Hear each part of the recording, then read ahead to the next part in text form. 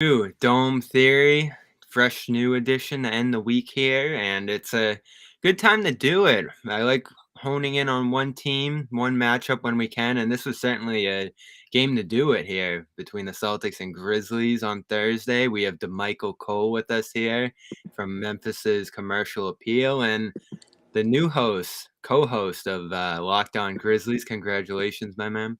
I appreciate that. Appreciate that, Bobby. Good to be here, man. Good to join you. Well, I've been interested in the Grizzlies all year because it's interesting. This is the first time these two teams met. You only get those two meetings between East and West teams every year, and something's been going on in Memphis. Everybody's talking about it. They would be the one seed if they were in the East. You obviously see the Yep. records down there, and they've just been dominant. And I remember I do like an NBA column at Boston Sports Journal every week, and I'd be looking at all the different rankings. And their defense was terrible to start the year. They were way down in last place for certain weeks, and then all of a sudden it flipped right around the new year there, where they were one of the best defenses in the NBA, and that's something I've never really seen before. So these two teams that since the new year, I think, had about 20 wins each, hmm both rising up their conferences, both playing amazing basketball around, one star, two in Boston's case, but only one on Thursday.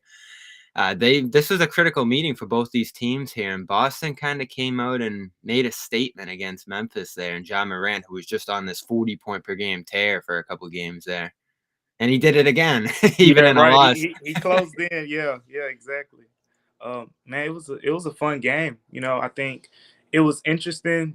From the Memphis perspective, you felt like Boston would be the test that they needed in terms of, Boston getting Derek White. I mean, you see it every game now, but we saw it in the West. Derek White is a pest defensively. He gets into you. He takes you out of your offense, whatever you want to run, and he's tough. And Marcus Smart is a guy who's also regarded in that way. And then I don't know if on a national level, if Jayson Tatum.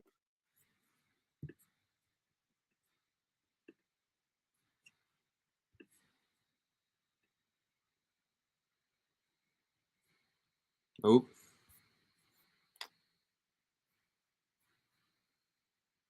did we lose the Michael there?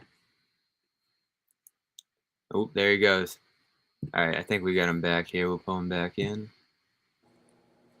We good to go? Yeah, looks like we lost you for a sec there. Okay, okay. But yeah, so with the Grizzlies, I was just saying that this was the ultimate test in terms of, for Ja Morant, for them. The Grizzlies are number one fast break team, in NBA, number one in paint scoring. You just knew Boston would kind of suck them into playing, more to their weaknesses, but how would that work out? And the first thing we saw from the jump, I mean, you saw it, Bobby, they were sagging off of Morant, going under screens, sagging off of a lot of the shooters, and it really changed the way that the Grizzlies played. They played that game a little bit differently than some past games. So it was an interesting test. I feel like it was one of those good playoff preview type games.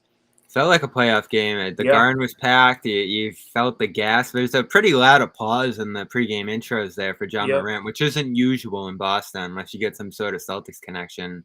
Obviously, he's a guy whose prominence is going up like every single day around this league. It was Yeah. a perfect entry into Boston after the dunk on Jakob Poeltl. I know you mentioned Derek White there was talking about it. And he was like, that was nasty on his former teammate there in Yeah. San Antonio. So this guy, it's so interesting. I'm looking back at 2019, last couple of years of the Grizzlies, and just how quickly it turned around for them. Damichael, obviously a Memphis native, for those of you who don't know him. That Mike Conley, Marc Gasol era, the way it transitioned so fast into what they're doing now with Ja Morant. And I'm looking back at that 2019 year, and that was actually the year that the Celtics had Memphis's pick. I believe it was from the Jeff Green trade. Memphis Mhm. had like a 6% chance in the lottery. There was the new odds, everything even at the top there.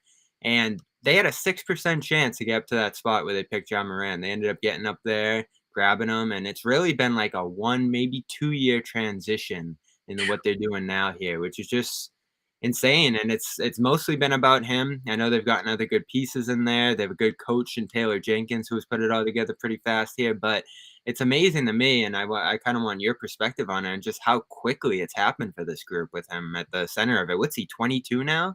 22. Yeah, Yeah.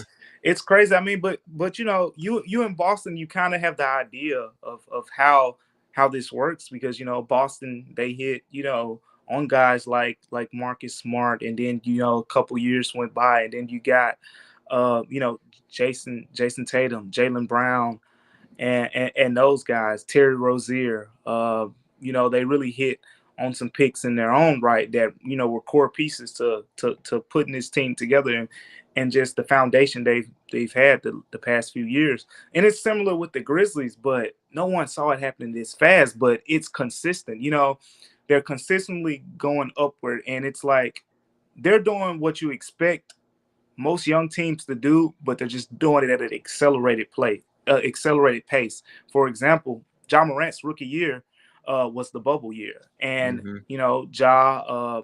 Those guys were the 8th seed when everything shut down comfortably. I believe they had a cushion there, but when the bubble play came, Jaren Jackson was hurt. They lost some games. They lost that seed. Remember in the play-in to Portland when Damian Lillard just went. Oh yeah, and a great he game. just he just went in fuego like in that whole bubble run. But yeah, so that was that year. And then the next year they made the playoffs, played the Jazz, one game, one. Ja Morant, had a 40+ point game. And the Jazz won the rest of the games. But this year was the year you were wondering, okay, are they still going to stagger out in that 6, 7, 8 range, or could they take a jump? And then they started 9 and 10. It was like, okay, they're gonna be fighting for a playoff spot, play in that area. And Ja Morant got hurt.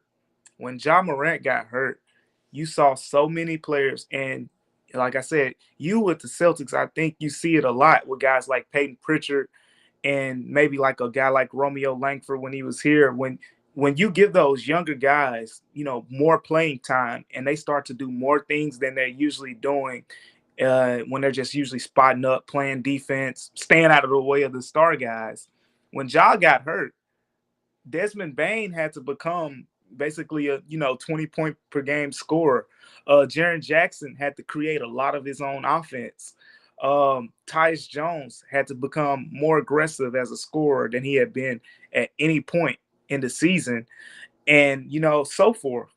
And then when Ja got back, those guys kept that same aggressiveness. And that was the difference, because a lot of people were saying, oh, they were winning without Ja Morant.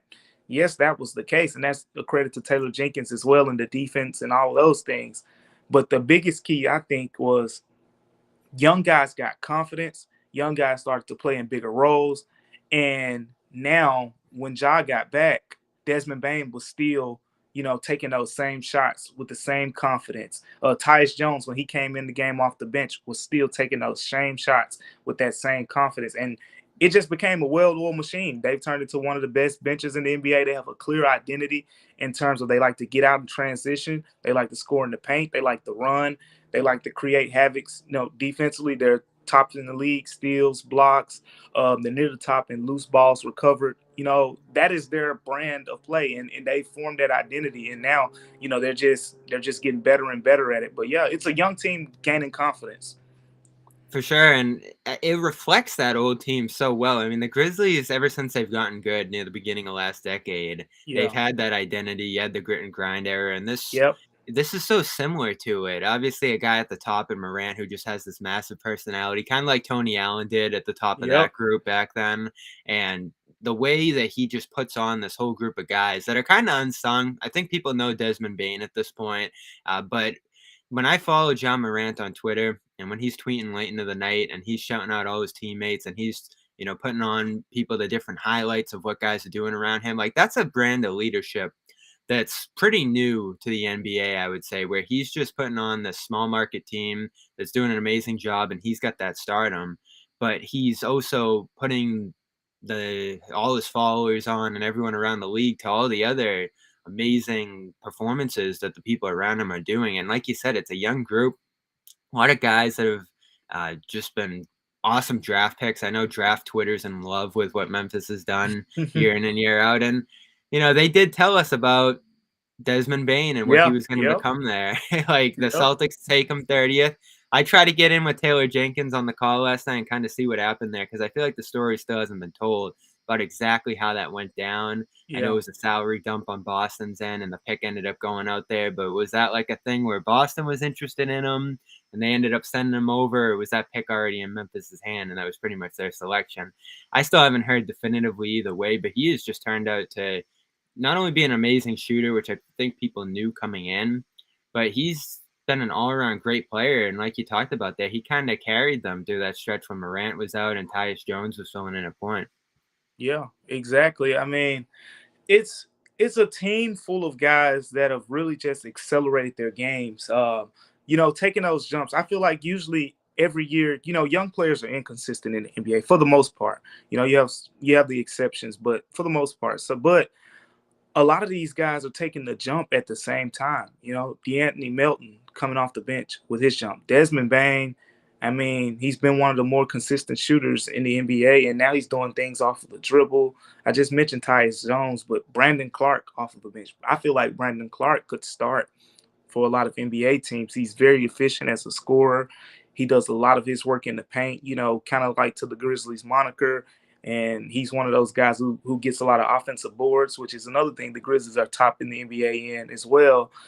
And I mean, those are the guys who, everyone knows about Ja Morant. And like you said, more people are catching on to Desmond Bane. And I think even Jaren Jackson defensively, what he's doing this year is starting to garner more attention. But those guys are what makes this team go from that 8 seed team that we've seen in the past to now you have this team that's, positioning itself possibly for a top 2, top 3 seed.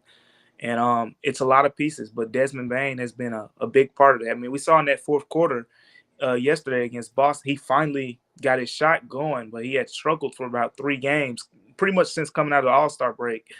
Shot 4 of 19 from 3 coming into this game, coming out of the All-Star break. And in that game, I believe he started 1 of 6 from 3, but he finished 5 of 10. So that fourth quarter, he got going. But that's just a glimpse of what Desmond Bane brings to the table.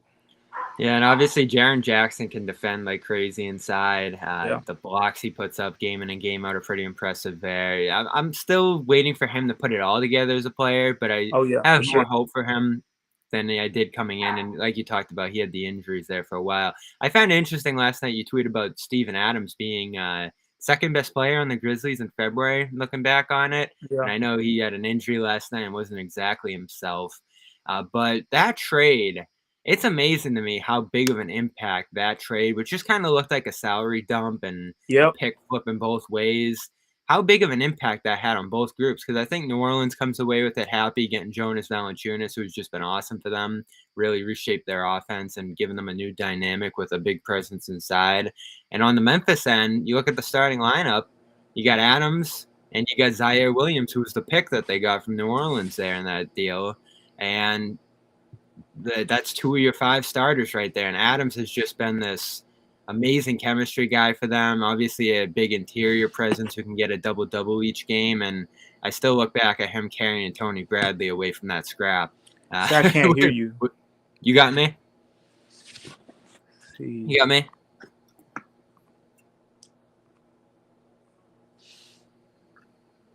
We'll see if our commenters got me here. Me? Everyone got me in the chat here? Nothing?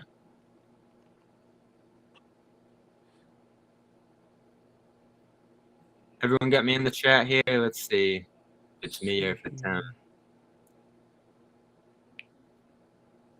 All right, everyone's got me in the chat. Jump out and jump back in. I'm going to give him a shout here and see if we can get him going again here.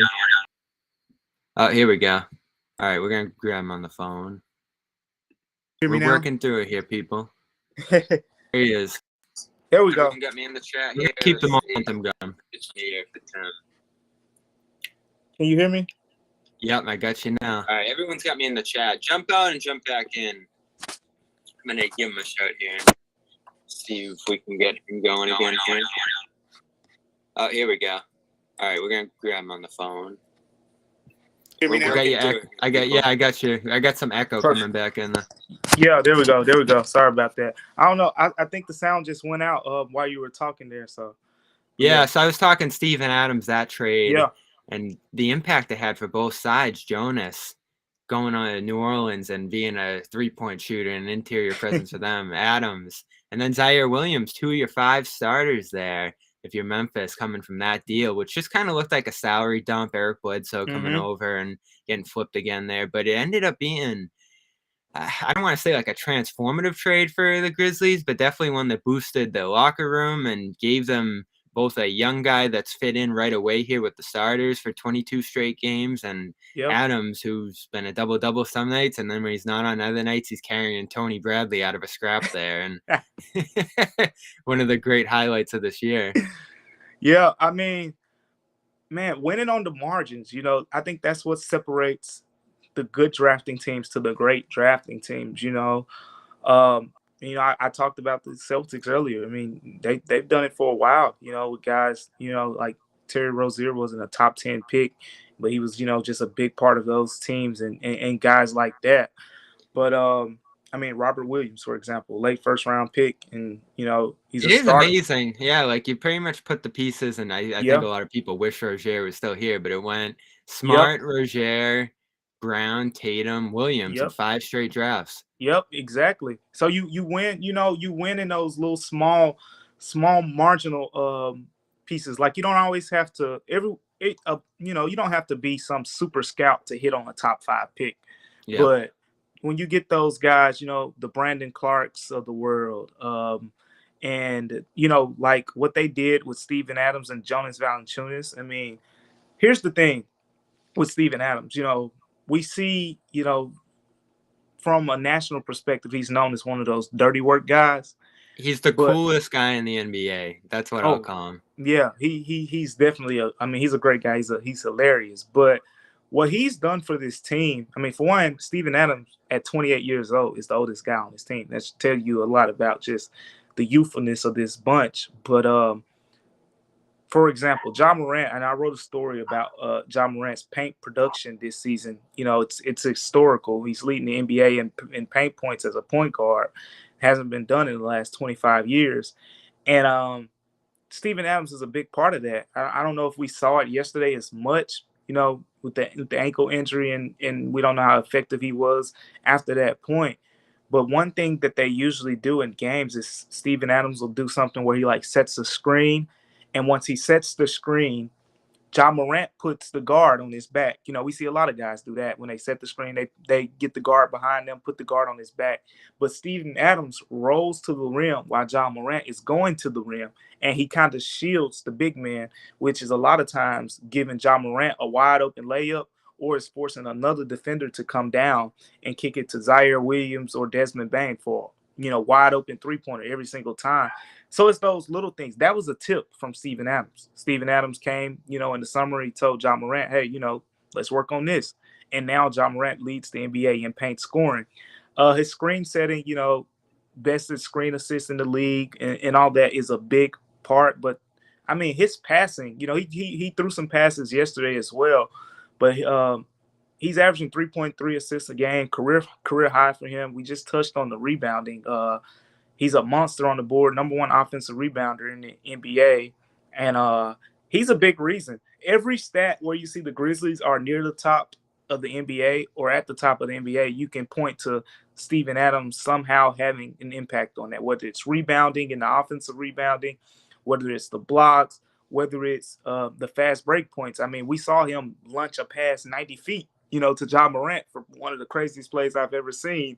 And he's done that a couple times this year, just not on an out of bounds play That's like that. right. He threw that inbounds. That was the play of the year, I think. That was unreal off the full court inbounds, and that's we a might skill. not. Yeah, we might not. I said that, man. I don't know if they could pull that off right now if they were just at practice and tried it 10 times. Like that's one of those type That's plays. just one assist in the stat sheet, but you got to get that one and hang it up and put a plaque on it. Like it is one of the best assists you'll see ever. And this team, they can really get out and fly. I think the highlight last night, obviously, was the left-handed slam that Ja threw down. And I was at a weird angle up above on like the 9th floor. I could just see how it was coming together from that left side where Morant was rising there, and I think Anderson threw the pass. And Smart was playing back on Morant. And this was for me and for everyone in Boston who hasn't really seen Ja playing at this level, Smart was hedging on him. He got a good jump up on the pass, but Morant just kept rising and rising above him. And the crowd was just like, wow, like, what else is this guy going to do here? And then you had to play a few plays later where he caught it wide open on the break, and it was almost like he was looking at what he was going to do next there and drop the ball out of bounds. It was a weird night for him. He still had his moments. It was the quietest 38 I've ever seen, especially after not making a bucket in the first quarter there. But this guy, he's going to become one of those players that every city he goes to now is going to be piling up in the stands, waiting extra long pregame. He had an interesting thing pregame too. I don't know if it's something he does every game where he was like whipping the ball around with the coaches playing like the dodgeball. That was so weird to me. So he does that every game. Yeah, that's a every game thing. He's fun in the pregame, and just something you mentioned. I know you've mentioned the Boston crowd giving him kind of like a little ovation or a louder applause than normal guys when they come into there. And that's sort of becoming a theme this year. You know, he got MVP chance in Orlando. He got MVP chance in Brooklyn, and even bigger than those two places to me. I went to Philly and New York. You know, two of the wildest fan bases, in the sport, up there probably with you guys and a couple more teams. But in Philly, he put on a show, and they were, oohing and ahhing. And in New York, all the other players were getting announced. It was really quiet. And Ja Morant, it kind of got loud, and he got a nice applause there. And I mean, he's really, he's becoming a national phenomenon, I think. Yeah, for sure. And you've written about him, the shoes. Nice piece last week in Commercial Appear about how he accidentally gave away a pair of custom shoes. He was just out there giving the jersey away, giving everything away. I see Tatum doing this now too. And it really is like the headbands flying and the wristband and the jersey, and like everything's just flying off these guys in the final minutes of games. And he accidentally gave away shoes, huh? Yeah, I mean, I tried to put myself in that moment because you just scored 52 points, and I mean, the crowd was wild that day. I mean, when he had about 42, 44, everyone was counting down. I think when he had 44, everyone wanted him to take the shots. The Grizzlies wanted him to take the shots. The fans wanted him to take the shots. And I think only one person shot during that stretch. It was like DeAnthony Melton, a three-pointer, and the crowd let out like, because, they wanted Morant. But putting all of that together, then he got the 50, the 52, they got the win. Everyone's coming up to him and all that. Like, your mind is in a daze. And, he gives away his sleeve, and, he takes his jersey off, gives it to his childhood friend who before the season said, when you have that first 50-point game, I want the jersey. So he honored that word, gave it to the childhood friend that he's known since he was 7 years old. And then he gave away the sneaks. And they were custom Kobe 6s. Kobe's in general, Nike doesn't make Kobe's anymore. Yeah. So the deal expired, right? Ooh, we just lost him again. We're gonna keep plowing ahead here, people. We get this. A couple interruptions in the show. We're gonna pull him right back in here and just keep it firing. Here we go. There we go. We good? Yep, we're good. So no more Kobe's. The deal expired, right? That was it. So the deal expired. I think it'll be a year next month. But so Ja Morant, custom Kobe 6s. He got them made by an artist named Serato, who Corey Bailey, very popular sneaker customizer on YouTube, has done. Jamal Murray, James Harden, a lot of the NBA stars, he's customized their sneaks. He's done Tom Holland for Spider-Man. He's done Jake Paul for his boxing matches, etc. Oh God. You're right. But yeah, so Ja got those sneakers, and those were a one of one. And not only were they a one of one, they were worn one time. Like a piece of art, yeah. They were worn one time in a 52-point game, and Ja, he was in a daze, and he's giving away shoes, like a lot of the stars, plenty of times. And then after the game, the next morning at shoot around, he has on another custom pair that he got done by Serato, and we're just talking about him, and he's like, "Yeah, man, I'm kind of sick. I gave the ones away from yesterday, because things were happening so fast. And I feel like it was one of those things where he was like, I really just gave those away, but they were gone. Who got But the shoes? So the it was friend got the jersey. yep, the Did someone friend else got, get the shoes? yeah, no, he didn't even know who got the shoes. It was just, Wow. he gave them away to some fans. But people were saying, well, you can kind of go, try to find it and do the trade-off thing. But he was like, nah, it's all good. Like they got him. He just was like, man, somebody has a special pair of shoes, which they do. I hope that fan realizes how special those shoes are. So what's the next step for this team? Yeah, they're gonna have expectations now, obviously, given off how they finished here. But there's a little bit of gravy too, I'd say, in terms of Yep. how far they go here. It's gonna depend on how it wraps up. But there's certainly a team that could be in the mix in the West. I know Skip Bayless, I think, put out yesterday that there's a championship pick. I don't know, like I could actually see both of these teams in the finals this year if Mm, things go a certain way, which would be mm. fun. I actually look ahead a couple of years from now. Almost feels inevitable that Memphis is going to end up in the East if they do this expansion thing here, Yeah, which yeah. there's always been a conversation just because of how weird it is, Memphis's travel schedule against the West there when they're so far east. I think that would make a lot of sense. I'd love it. Get to see Right. the Grizzlies more often each year. But this is our like dome theory thought of the day, an NBA Finals matchup here. Now, the bottom of the West, you might end up with the Lakers. You might end up with a more fully loaded Clippers team than we've seen all year, depending on how things break here. So nothing's going to be easy this postseason in terms of just how deep the league is here. But this group looks like it has the defense and certainly the offense on the nights when they're on to make a real deep run here. So what are kind of your expectations for this group as we get pretty close to the stretch run here? Man, it's kind of a wild card thing. I mean, you just touched on all the good points. And I think for me, it's really a kind of like a luck of the draw type thing in the Western Conference, because someone is, as you mentioned, probably gonna end up with the Clippers with Paul George back for sure, and who knows, maybe a Kawhi, like 20-minute per game Kawhi or something. I mean, I don't know, but they're gonna end up with at least Paul George back. Yeah. Someone is gonna get a Nuggets team right now, whereas they're the sixth seed and the Grizzlies are three.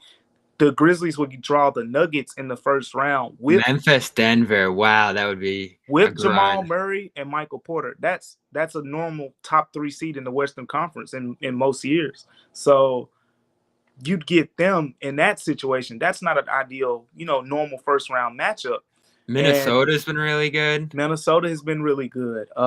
I'm not for one to count LeBron James out in a playoff game where he'll be playing 41, 42 minutes as opposed to, the regular season stuff. They're the ones you would want, though, out of all those Oh, teams, for which is sure. funny. For sure. I agree. But the West is so tough, man. I think for me personally, I think second round is a very achievable goal. Um, but it's tough. Like I think first round you're looking at right now, the Grizzlies are the three. They're half a game behind the Warriors. They could possibly get up to the 2 line, which will be a big difference in my opinion, because at the 3 you're playing either the Mavs or the Nuggets. I mean, the Mavs just beat the Warriors twice, and they're playing really good basketball. And the Nuggets, like I just said, they're going to get Jamal Murray and Michael Porter Jr. back. And that's not going to be the record of the Nuggets this season is no indication of what that team will look like in the playoffs, probably. So you're either going to have to play one of those two teams, which will be a slugfest. And if you're the 3, you probably get the Warriors as a 2 in the next round. Or if you're a 2, you get the Warriors as a 3, and they'll have Draymond back probably.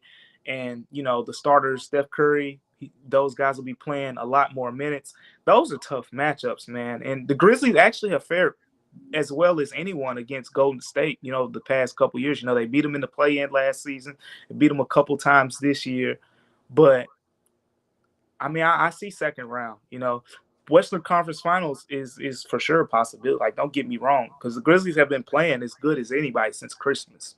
But it's just when you talk about the issues of the Grizzlies, I think half-court offense, as we saw when the Celtics took away, those transition opportunities that they usually just kill teams on, it forced the Grizzlies into more half-court offense. And usually in the half court with the Grizzlies, it's Ja Morant making something happen for everyone else. And if you can minimize the impact of all those other players, which the Celtics did, which a lot of other teams will try to do in the playoffs, um, you can beat them. And I think just the way the Grizzlies play, depending on a lot of fast break chances and points in the paint, it's really hard to win that way. I did a story recently as well about the Grizzlies shoot numbers. They're in the bottom third of the NBA in 3-point shooting and free throw shooting. The Only shooting was one bad last night. Yeah, exactly. And only one franchise in the West has won championships with comparable shooting numbers, and that's the Lakers. They did it in 2020 when they had LeBron, AD, Danny Green, Caruso, those guys. And they did it, in I believe it was 01, 04 when they lost in the finals, but they did it in 01 and 02. And that was mainly because they had Shaq. Like, all that was Shaq getting hacked a lot, and his free throw numbers kind of like sink into groups.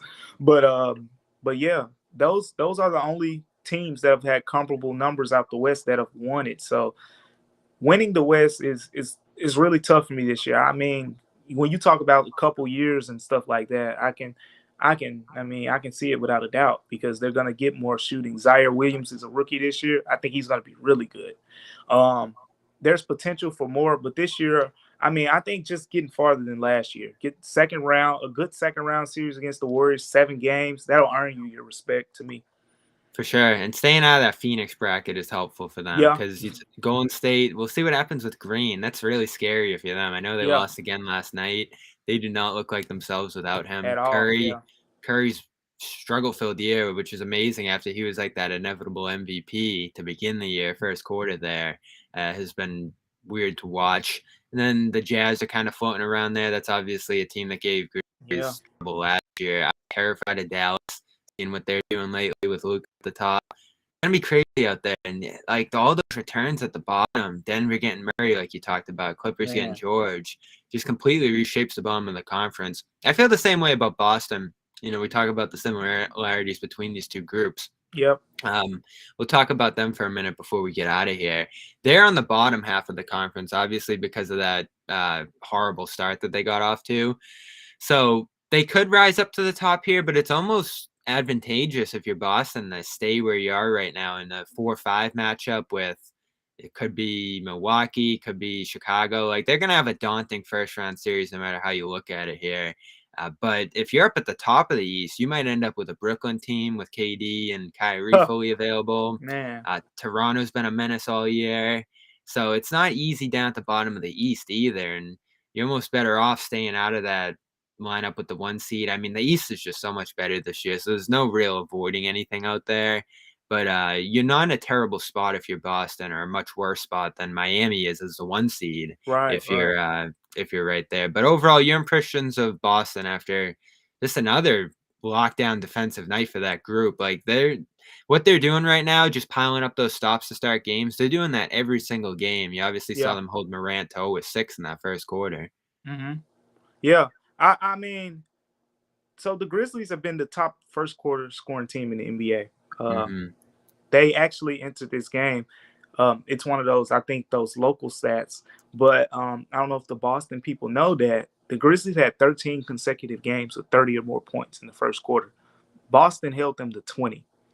I mean, that in itself, like, it's not like they got 26 or 28. It was close. They held them to 20 points. That's the second lowest first quarter for the Grizzlies this season. So that in itself was just very unusual. And that was, a lot of credit to Boston. There were some people saying, oh, the Grizzlies were missing shots, which they were. But Boston's defense, is really good. I like Boston. I think, as you just mentioned, the East is just so tough. It's just one of those years. I mean, the 6th seed could go to the finals, or you just never know. I mean, what, Brooklyn is 8 right now. I mean, a 1-8 matchup. I mean, I know the Heat beat them yesterday, but who knows in a 7-game series how that will play out, especially with Kyrie currently being able to play 4 away games, which kind of tilts in their favor a little bit more. But yeah, I like Boston. I like the guards. I mean, Derek White was a big pickup in my opinion.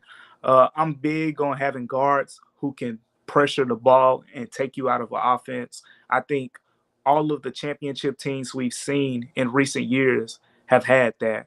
Whether it was Fred VanVleet for the Raptors a couple years ago, whether last year we saw Drew Holiday take Chris Paul out of the offense to the point where the Suns started having other guys bring the ball up in the finals, which just completely rigged up their offense. Even before that, we saw like Klay Thompson picking up full court, picking up half court, taking teams out of their offense during Golden State's run, and things like that. You need that guy. Boston has it. Boston has a couple of them. Two, yeah. Yeah, That's exactly. unusual. It's very unusual, and I think that's an advantage. Uh, I think with those guards, you're in any game because you're gonna mess up a team offensively, and a team is gonna have to beat Boston on talent. I don't think a team is gonna beat them from a scheme perspective, and that's why I think it was hard for the Grizzlies. The Grizzlies are more about execution. Execution. A team like the Nets, for example, when you take them out of their offense, they can just say, "Fine, here, KD," and just throw Kevin Durant the ball. And it's just skill against skill. It's who cares about what type of defense you're playing or things like that. It's gonna have to be someone like that, I think, that can really give Boston trouble because at the end of the day, they're not letting you get into whatever you want to run. And if you do get into it, I mean, they're switching everything, so they're stalling you out. Which the Grizzlies, that was a big problem for the Grizzlies. I mean, uh, Boston switched 1 through 4 and just stalled out any type of action they tried to get into, and they have the guys to be able to do that, and that's unique. I like Boston. It's again, like I said, the Grizzlies in the West. It's a matchup thing, for me. Who knows? Like if you draw the Nets in the first round, if they get hot with KD or something, you get like a 4 or 5 matchup. I don't like that matchup because, like I said, that's a team where they have a couple players in KD and Kyrie. They can just say, you know what, you're taking us out of our offense. Let's just, scratch that and let Bulls these. have a little bit of that too with Yep, and I was gonna, DeRozan. and that's where I was going next. I was thinking maybe the Bulls because Zach LaVine, DeMar DeRozan, those guys in that same manner. But a team like the Heat, the Heat gave it to Boston a couple of years ago, and I don't think I've seen Jayson Tatum talk about how he felt like they should have won that series, and how that series hurt them. I think they could give the Heat a really good run with the way they're playing right now. But they're in that conversation for sure. Let's talk about Tatum because he's gonna have to be the one if they do get into a series like that where Durant's giving it to them and Yep. DeRozan's doing some amazing stuff. And DeRozan really has cracked open their defense a couple times this year. Well, blew a big fourth quarter lead early in the year, and then I think they took the second one late. But a couple guys were missing for Chicago as they have been this year.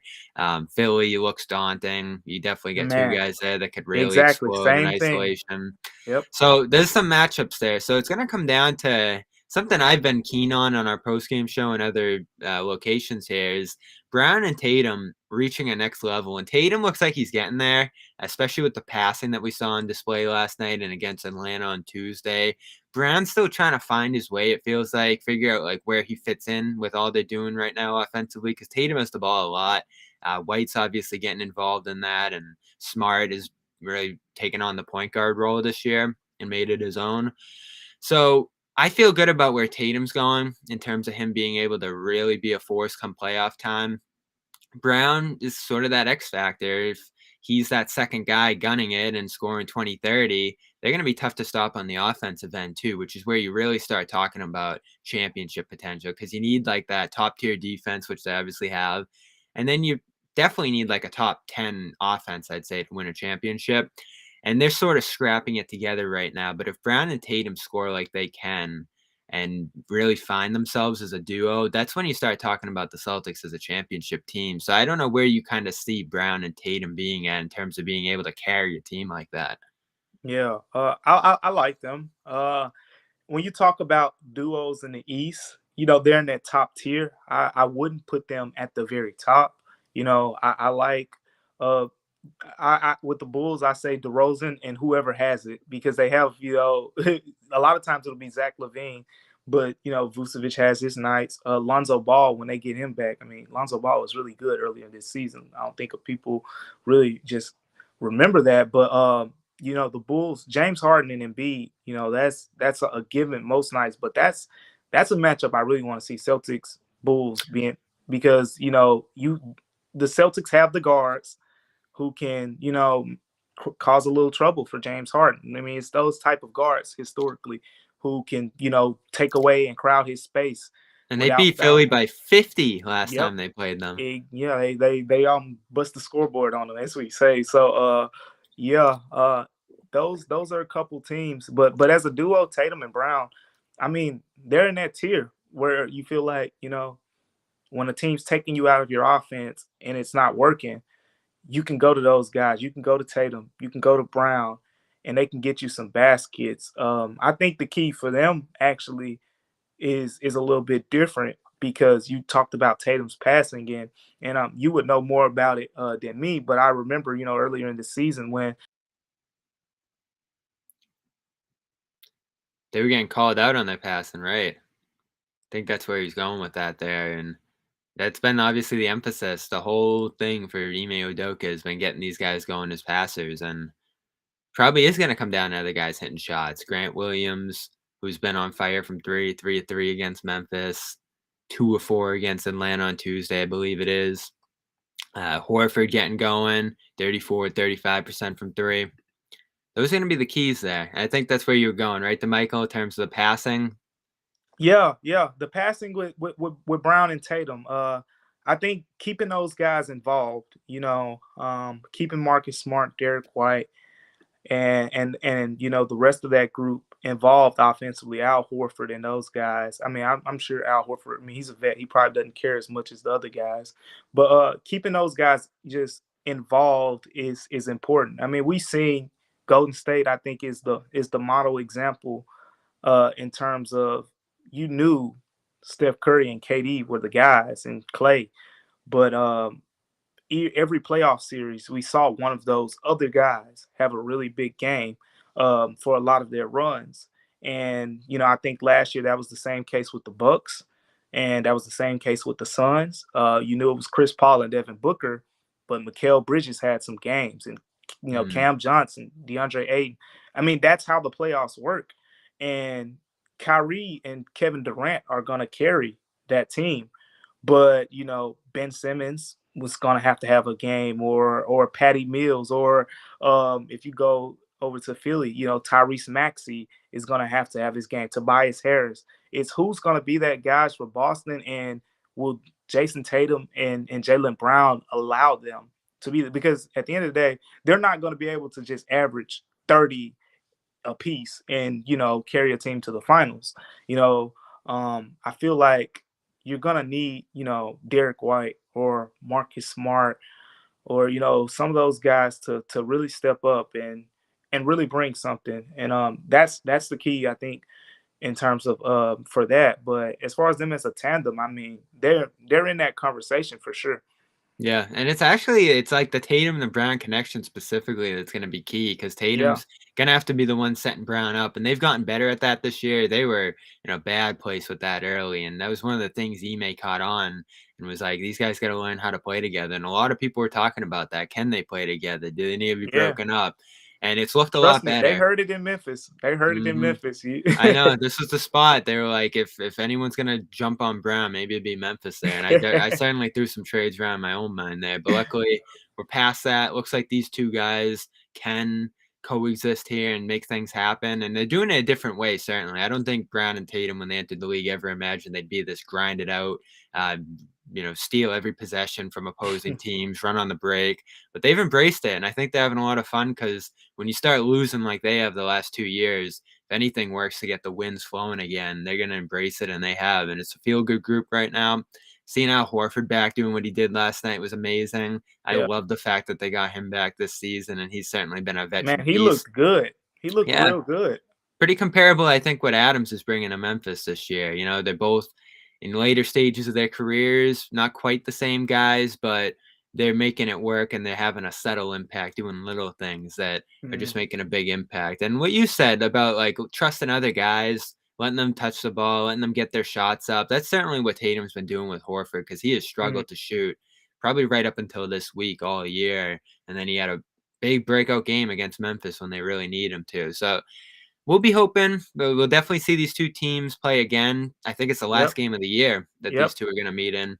So we'll see them in Memphis. Damichael will get a closer look at them out there covering the Grizzlies with commercial appeal. Check him out soon on Locked On Grizzlies. Have you dropped that episode yet? First one's gonna be Monday. Perfect. So yeah, we'll start up Monday. All right. I want to get a little bit of your journey too before we get out of here. Usually we dive a Sure. little deeper, but we did quite a bit on the Grizzlies and Celtics here. You went to Yeah. Tennessee, Memphis native, spent some time in Philly, and now you're back just a couple of years out of school covering the Grizzlies here, which is pretty cool. Yeah, man, it's happened pretty fast. You know, I try to reflect on it every now and then. But yeah, as you said, I was born and raised in Memphis.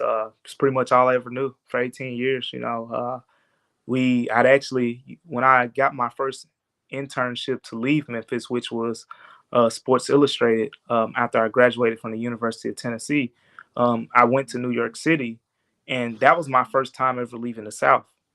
I never been, you know, on the East Coast, out west. What was that like? It was different. You know, it was a lot of adjustments. Just, I mean, the smallest of things. Just the traffic, how combust it is up there. The food options, how much food they give you. You know, it's something as simple as that. If you order a sandwich or a hot dog with stuff on, how much they give you compared to how sloppy and big it is in the South. And you know, it's just like little small differences. And then of course, you know, the cultural things in terms of how people talk, how people consume things, and all of that, how people get around, learning all, you know, all these you know, subways and trolleys and trains and all of that.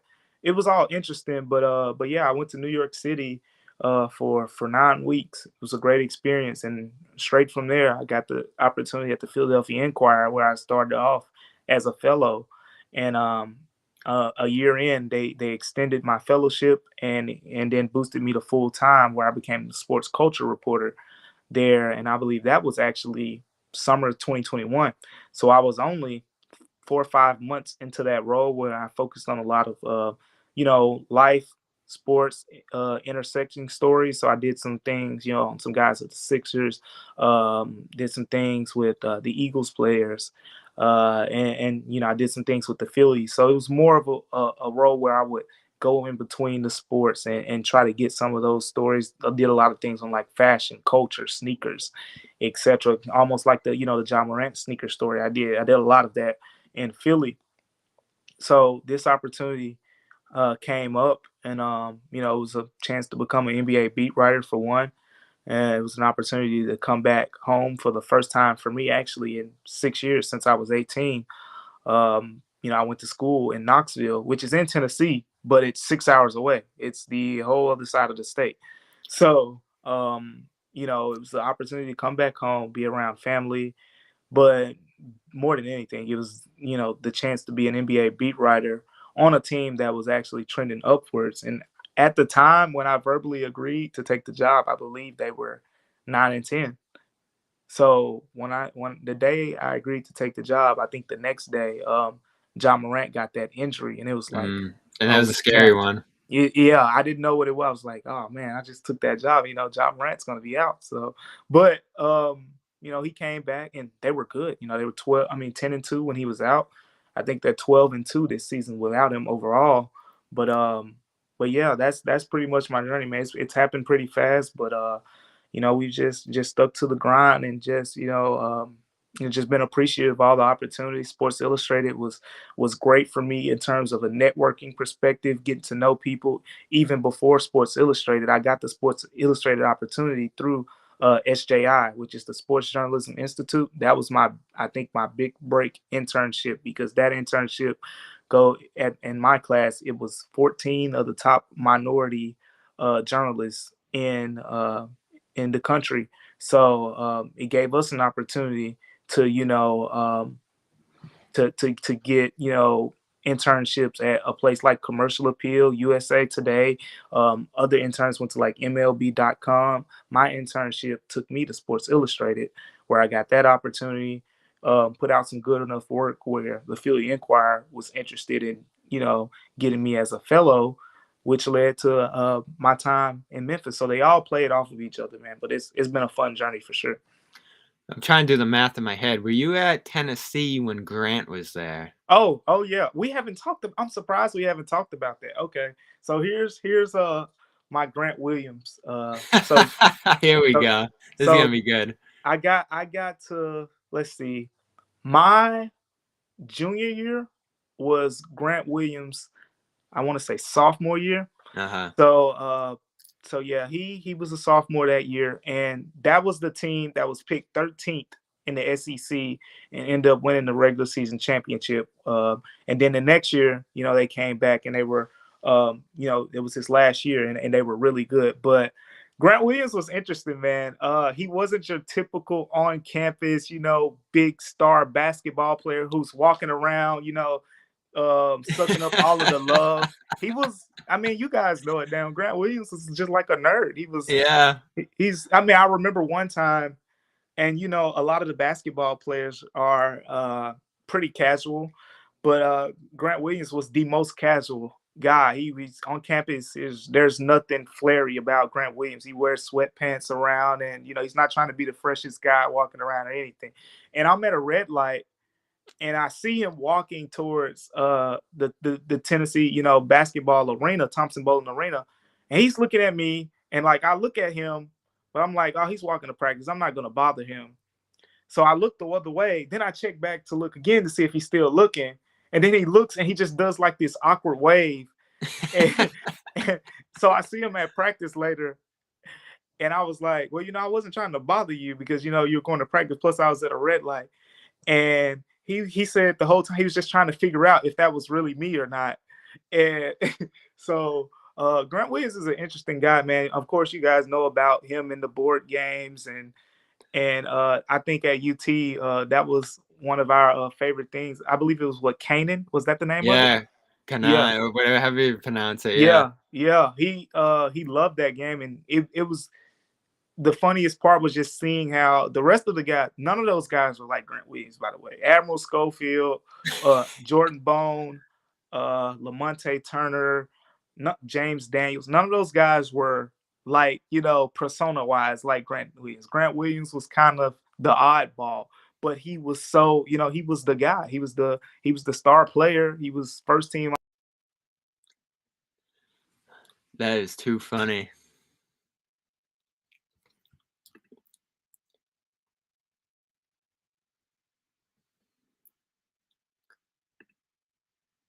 One more time. We'll get him back in here.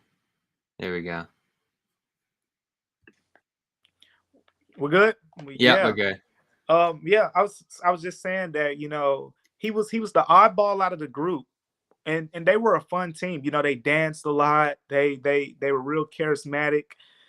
But everyone loved Grant Williams for him. His teammates, anytime he made a play, if he fell down, 4 teammates were running to pick him up.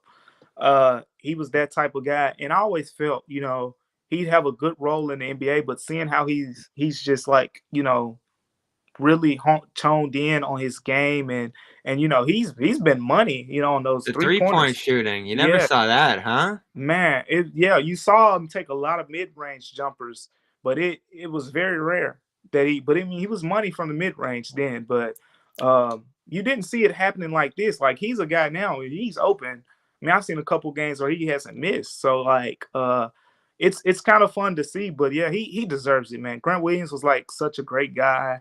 He was never, UT is such a big school and it's a big campus, and you can get kind of sucked up into that, as the basketball star and things like that. But I mean, he was just so casual around there. He was just casually walk around, wave at everyone when they say hi, take pictures with people on the way to class. And I think I even took a class with him, and he was just like, he was just there, like real cool guy.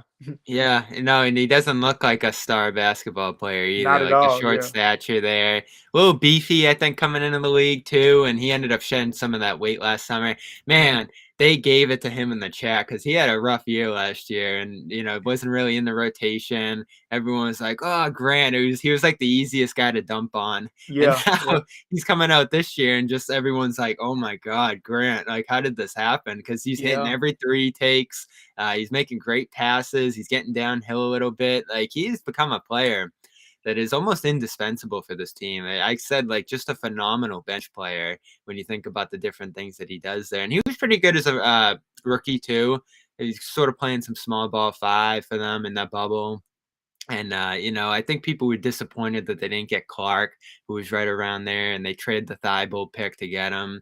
But now you look at some of those guys, and it's almost like Grant's a better player than both of them. And three-point shooting in this league, it's so valuable. But you talk about the personality too. Like, he just feels like a rock in that room, gluing Hmm. everybody together, talking a ton, communicating. And he's a great interview too. Like, every time Oh he's on yeah, the podium, it's like, yeah, wow. But thank God he's here because he's gonna say some good stuff. And he yeah. loves it. He's one of those guys who just love, like, he's like, extra question. Who anyone else? Anyone else got one? Yeah, Because he's not very everybody's well like spoken. that. Yeah, right, right. I mean, like I said, he's casual. Like he's like one of those guys where you feel like he just appreciates all of this. It's not getting old to him. Where a lot of guys you see that happen. I mean, he was a guy from small school in North Carolina, and he comes to UT where it's 28,000 people, and Thompson Bowling Arena fills up what 20,000 I think or so, and freshman year he has a really good year, but the team was bad, and then they were projected to be bad again, and they just take off.